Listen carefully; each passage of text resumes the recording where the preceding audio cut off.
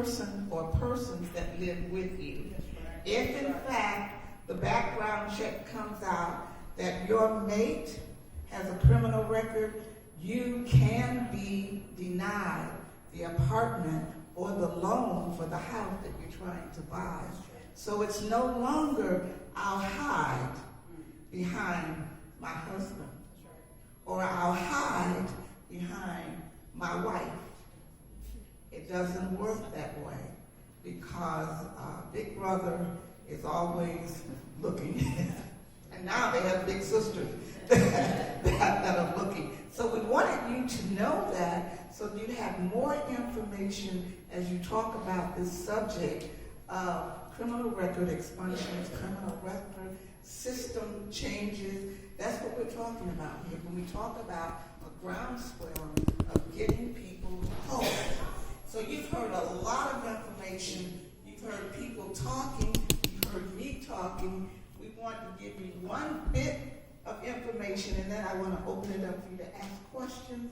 And that bit of information is, contrary to popular belief, there are individuals not only running agencies, but trying to make a difference.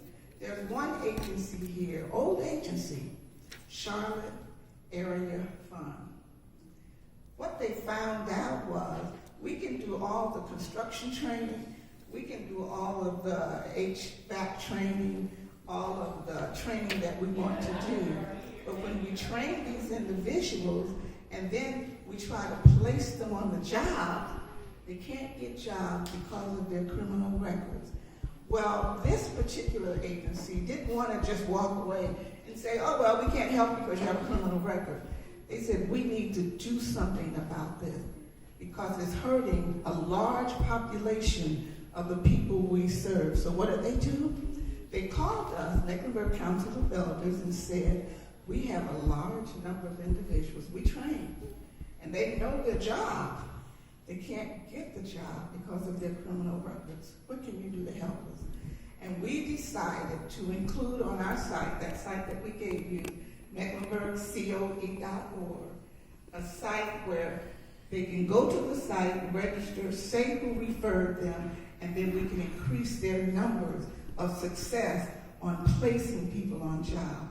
That individual that had that idea, and not that, I don't want to say, like we want to give him credit for his forward thinking, but I don't want to say that he just thought about this all by himself, because Charlotte Area Fund has been around a long time. But then you just don't want agencies that we throw money out. Isn't that what Martin Luther King said? We throw money at these agencies and walk away and think we've done a great job because we gave them $10, $15, $25. So he wanted to do more. But to have that kind of administrator that says, we just don't want to say, sorry, we can't help you. We want to help you. So I do want to make sure you know who that person is. And then at some point at the end of this workshop, you can run to him. But Nick, would you stand up, please, and just tell them can you share my mic? Do you have anything to say? Do you really want me to do that? And he's not a minister or an attorney. Thank you so much, Maria. You're welcome. So, yes, I'm the presidency of the Charlotte Area Fund, and we are a community action agency, one of 34 community action agencies in the state, over 1,000 across the country. Our mission really is to help people out of poverty. And we have a whole series of job training programs, but to the point that Maria was making, we see the relationship between poverty and the criminal justice system. And so many people are unaware of how important it is to expunge a case, perhaps a youthful indiscretion that may have happened to you in the past, that's carrying, following you. I suppose there are people here who have loved ones, or perhaps even yourself, have a special interest in expunging a case against someone you love. This is an important agency. Maria Macon, the Council of Elders, is an incredible group of attorneys that are deeply committed to social justice. And as a community action agency, we provide a whole range of services from job training to crisis assistance, daycare support.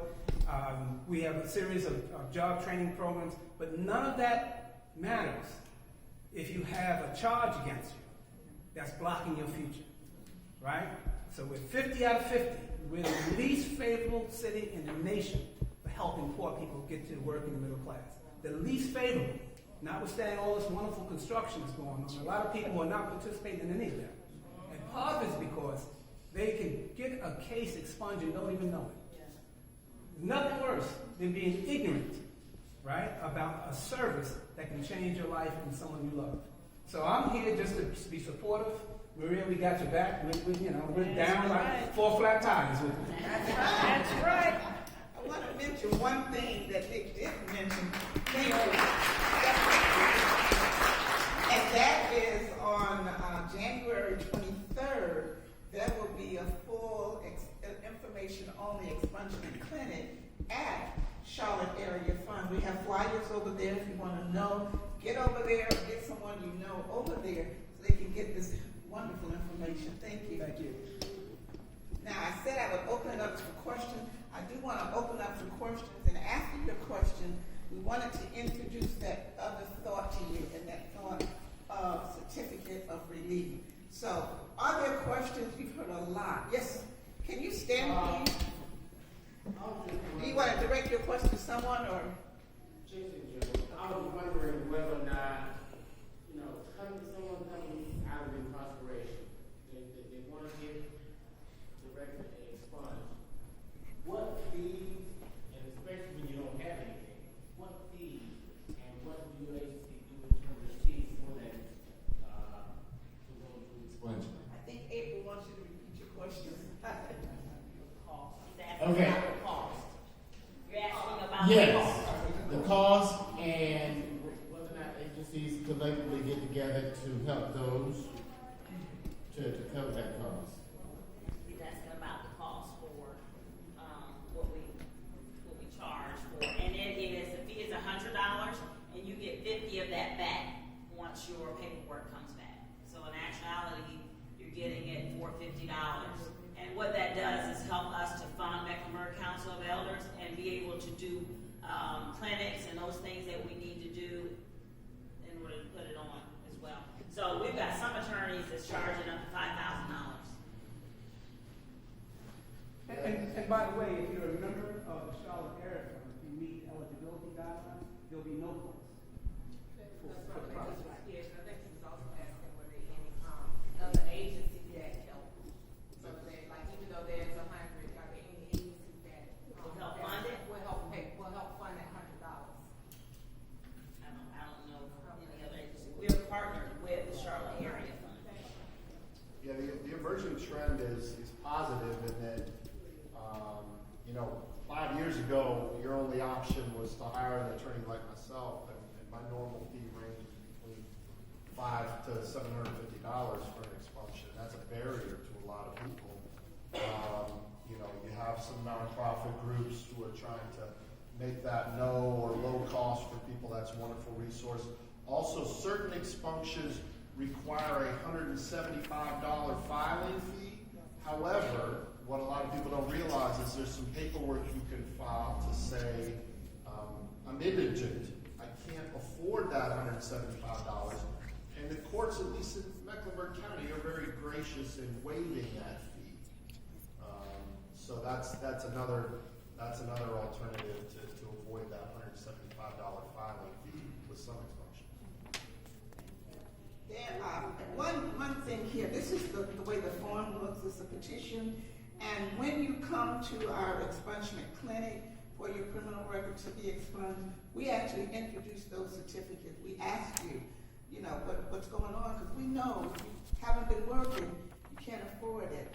The fee to file, the $25 it used to be, because of the work we're doing, the courts no longer charge that fee either. So there are different ways of getting the fee cut. Mecklenburg Council of Elders, when you register, there is no fee. When you come in to get your criminal record expunged, there's a $100 administrative fee. However, once you get your record back, your letter back from Raleigh, saying your record has been expunged, and you let us know that, you get $50 back. We reimburse you. Simply because, and we want to be very transparent, we do that because we want the data. We want to know how many people we're helping. So then we're willing to pay for that. So we tell you to pay the administration fee and we return $50 to you when you come back to let us know you're clean, you're whole again, okay? Roger? Good afternoon, everyone. My name is Ron Adams. I'm the first vice president for Mecklenburg Council of Elders, and I want to commend you all for attending this particular information workshop. But I also want to add that based on all the information you received, I do apologize for getting here a little late, but I want to just make clear to you all that I am a living example. We're gonna get to it. Okay, we're gonna get to that. Okay. They're not gonna know what you're talking about. Okay. Give us a chance to get there. Yes. Maria, can you mention about, criminal record, how it affects student, college aid, financial aid? Can you mention that? Well, what we've learned, I'll give it to Tim, but what we've learned is they cannot even apply for a student loan with a criminal record. But here's the thing. Drug conviction. Right, with drug conviction. Drug conviction only. But here's the challenge, though. We thought drug conviction only, but you have the School of the Arts here, and they had to release 25 youth because they had criminal records, and because they can't read, when they did the background check, they can't read the record. All they saw was that you had a criminal record, and they dismissed 25 students. And then when we came in, we took those students on to work with getting their records expunged. One student, we took his record to the DA. The assistant DA signed off on it that day. So there are things that can be done. But getting a student loan,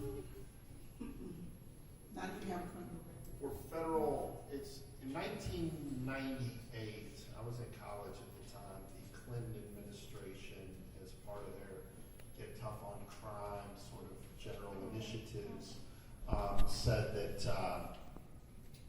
any drug conviction would bar you from the federal financial aid programs. It's still not a bar to the private aid, but that's not subsidized, right? The good type of college aid is the federally backed because you have lower interest rates, it's partially subsidized, you can get Pell Grants. That's cut off for those people. And that was a horribly misguided policy. Some people saw that it was misguided at the time. I was pleased to be part of a student government that signed a bill of opinion that said this is a bad idea. But nevertheless, it's still the law. If you want to see a really good documentary, PBS recently aired around Thanksgiving time, College Behind Bars, and it's about a unique program in upstate New York, and it is free on your PBS website until I think the 25th of this month. So it's a tremendous documentary about some truly brilliant individuals who are incarcerated, but are intellectually gifted folks, and it's very inspiring to see what, if we could reimagine justice and reimagine our prison systems, what it could be, because the idea of rehabilitation is a complete hoax in the modern prison systems. We do not care. We warehouse people. We create a permanent underclass, and that's all intentioned. And we could reimagine things in a way that I'm a prison abolitionist, but in the short term, I would like to see prisons become more like what you see on that documentary, College Behind Bars. One other question, sir, about student loans. If you're out of school and you have a student loan that you have to repay, and they do a background check, and you have a conviction on your background check, you cannot ask for forgiveness of that student loan. Do you hear what I'm saying? You may finish school. You have a student loan.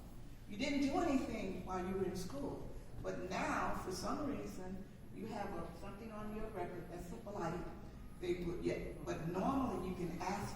That's a different workshop. Ask for forgiveness of your student loan. You cannot do it if you have a criminal record. Just wanted to mention that. Yes, sir. Yes, I apologize for not standing up. I've thrown my back out, but I didn't want to miss this. But talking about the power of law, one of my concerns is about voter disenfranchisement. That is, people who have felony convictions, once they've served their time in prison, on probation, that's what we say, right? You've served your time, you've paid your debt to society, but for the rest of their lives, they can't vote. And I'm wondering, is there something on the horizon to change that? Because again, to change the expungement rules, we need to have people voting for the representatives, and so it's kind of a downward cycle.